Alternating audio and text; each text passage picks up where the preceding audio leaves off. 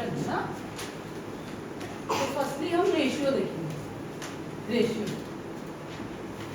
आप रेशियो से क्या समझते हो? रेशियो मीन्स ये होता है कि किसी भी क्वांटिटी के टू पार्ट्स, जैसे हमारे पास हम बोले थे A:B, हमारे पास अगर टू वेरिएबल्स हैं A एंड B, बट इनके बीच में क्या होना चाहिए? क्वांटिटी सेम होनी चाहिए।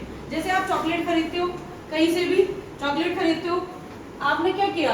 10 चॉकलेट खरीदी और आपको इसको 2 पार्ट्स में डिवाइड करना है, क्योंकि आप 2 बच्चे हो, आपको 2 पार्ट्स में डिवाइड करना है। ओके, तो आप क्या करोगे? 10:2 कर दोगे। 10:2 इट्स मीन आप क्या करोगे? अगर आप इसको 10:2, इसका मतलब क्या होता है? 10/2। अगर आप इसको सॉल्व करेंगे तो क्या आता है हमारे पास? 2 5 से 10 आता है। तो इसका मतलब क्या है? A को कितना मिलेगा? 5 मिलेगा, है ना? तो हम इसको 5 को क्या भी लिख सकते हैं? 5/1, क्योंकि 1 5 जा 5, तो 5/1 को हम ऐसे भी लिख सकते हैं 5:1। आपको समझ में आया? रेशियो मीन्स ये होता है कि एक ही क्वांटिटी है लेकिन हमको 2 पार्ट्स में डिवाइड कर रहे हैं। ठीक है, समझ में आया? ठीक है।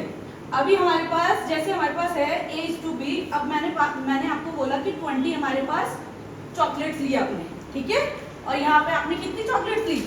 30। कितनी ली? 30। और अब मैं आपसे पूछूंगी कि 20, ये जो B का पार्ट है, ये A के पार्ट का कितना है? ओके, जैसे हम लोग इससे पहले हम लोग ये देख लेते हैं कि आप लोगों को ये तो पता ही होगा, एक सर्कल बनाते हो आप और फिर आप 4 पार्ट करते हो, उसको 4 पार्ट में डिवाइड करते हो, ऐसा पता है? पता है? अगर मैं इसको यहाँ पे फिल कर देती हूँ तो ये क्या हो जाएगा? 1 पार्ट फिल हो गया, कितने में से? 4 में से, तो ये 1/4 आया। तो ऐसे ही यहाँ पे क्वांटिटी आती है कि इतना टोटल में से जो ये वाला पोर्शन है उसका हमारा रेशियो निकालिए। ठीक है, अब हमारे पास अगर मुझे पता है कि A का हमें रेशियो निकालना है तो हमें पता है 20 हम लिख लेंगे, जैसे हमने यहाँ पे 1 लिखा, और टोटल हमारे पास कितना था वहां पे? 4, और यहाँ पे हमारे पास टोटल कितना है? नहीं, 30 + 20, ये